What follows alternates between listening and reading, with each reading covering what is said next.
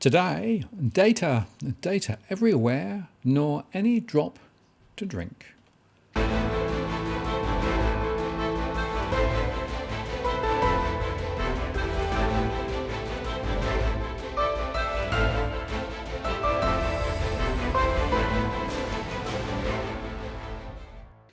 Hello again, it's Martin North from Digital Finance Analytics. Welcome to the latest post covering finance and property news with a distinctively Australian flavour. I misquoted lines from The Rime of the Ancient Mariner by Samuel Taylor Coleridge. The speaker, a sailor on a becalmed ship, is surrounded by salt water that he cannot drink. In our case, the data is flooding in, but the more we see, the more we know that the economy is just not firing, and this is getting very serious and confirms our view that the RBA is still hopelessly optimistic. Today, we got the trade data for October, and in October, the trade surplus narrowed to $4.5 billion, down from $6.8 billion, which in turn was downgraded from $7.2 billion. This was below market expectations, which was around $6.5 billion. Within that, exports moderated, declining by around 5% or $2.2 billion, and that was sharper than expected. This drop in exports was likely due to a combination of lower prices and reduced volumes in the month. Imports, though, edged up just $0.1 billion. The trade surplus is in free fall from the June peak. Remember, that was a record high of $7.9 billion, and that was associated with the temporary spike in the iron ore price that was largely due to the tailing dam disaster in Brazil. So overall, trade is down. And we also got the retail trade data today. Retail sales disappointed again in October, holding flat compared with an expectation of a rise of 0.3%. The spending strike of the third quarter looks to have extended into the fourth quarter, with still no meaningful evidence, despite the boost from tax refunds or interest rate cuts, the combined value of which would be adding somewhere about $16.6 billion to household disposable incomes over the year to June 2020. The store type detail showed a slight gain for food categories, basic foods up 0.1%, and cafes and restaurants up 0.4%, but declines across non-food, down 3% over the month, on a combined basis, with department stores and clothing both down 0.8% and household goods retail down 0.2%. Within household goods, the housing-related furniture and floor covering subcategory, which is around 25% of the overall category, has been particularly weak over the last year, and sales contracted around 4%, reflecting the downturn in new dwelling construction and wider housing market corrections. By state, sales declined in New South Wales down 0.2%, Victoria down 0.4%, and South Australia down 0.5%, but posted a gain in Queensland up 0.4% and Western Australia up 0.2%. Annual sales growth is showing a more abrupt slowdown in Victoria, which has dropped to a 6-year low, and is slowing in Queensland and South Australia, but is looking slightly firmer in Western Australia. Looking by channel, annual growth in online sales continues to hold in the 10 to 15% year range, firming slightly since mid-year, but still well down on the 20 to 30% growth pace sustained through 2017-18. Sales via traditional bricks and mortar stores has been slower, moderating to a 1.8% annual pace in recent months. And the breakdown by size continues to show small retailers bearing the brunt of the slowdown over the last year, with sales in an outright contraction, shrinking by 1.8% over the year. Sales growth across larger retailers has been a little steadier, holding at 4 to 4.5% over the year. But overall, retail is down. Now then, set that in the context of yesterday's GDP results, which were also pretty concerning. The Australian economy grew by a disappointing 0.4% in the September quarter, with an annual growth rate of 1.7%. This was slightly below the market consensus forecast of 0.5%, and it's the fifth consecutive quarter where private final demand, households essentially, which declined by 0.3% in September, either contracted or was flat.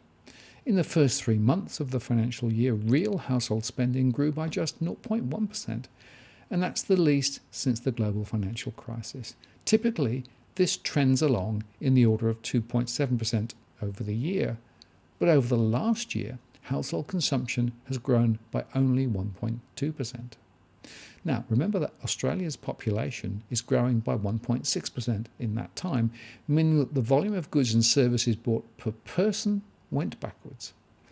After taking account of population growth, GDP per person grew not at all in the September quarter, and over the year September, living standards grew by just 0.2%.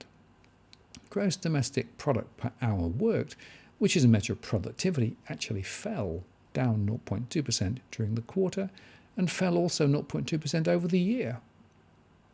And separate figures released by the Federal Chamber of Automotive Industries on Wednesday showed that November new car sales were down 9.8% on November 2018, as recently reported. Now, there was a spurious outcome for households, with a 2.5% lift in household disposable income, but that was driven by jobs, around 1.1%, and a 6.8% fall in tax paid, thanks to the one-off tax refunds, and a 2.5% fall in interest paid. At the end of November, the tax office had issued around 8.8 million tax refunds, totaling around $25 billion, which was 30% more than a year before. And this helped to push up the savings ratio from 2.7% to 4.8%, and that's its highest point in more than 2 years.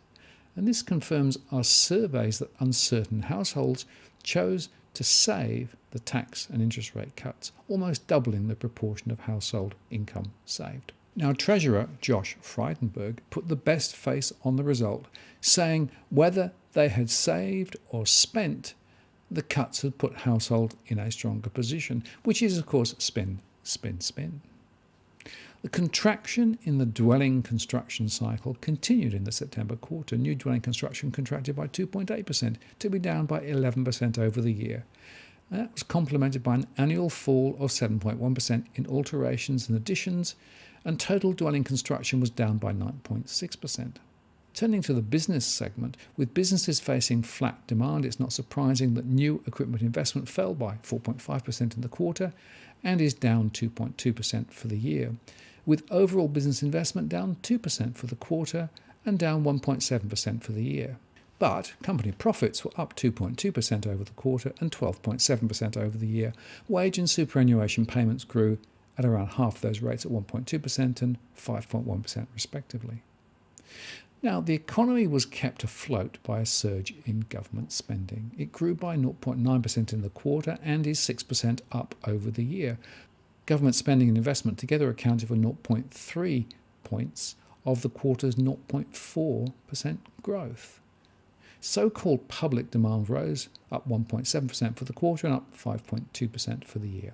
Mining production grew 0.7% over the quarter and 7.4% over the year. A mining-fueled surge in exports, which eclipsed imports for the first time since the 1970s, contributed almost as much to economic growth as government spending. But drought-affected farm production fell 2.1% over the quarter and is down 6.1% over the year. And overall net exports, as we discussed the other day, added 0.2 percentage points to the growth in the quarter and contributed at 1.1% over the year. And this was thanks to high iron ore prices and volumes, which, as we highlighted earlier, are fading now. Frankly, a move from 1.6% to 1.7% is hardly a gentle turning point, as the RBA said. And the federal government and the Reserve Bank will be disappointed with this result, as we think it shows that they are way off course. Household incomes will not see the same positive next quarter, and home price moves apart where they are occurring suggest that the whole sorry story is of a stalling economy. On these numbers, the RBA will have to cut again when they next meet in February.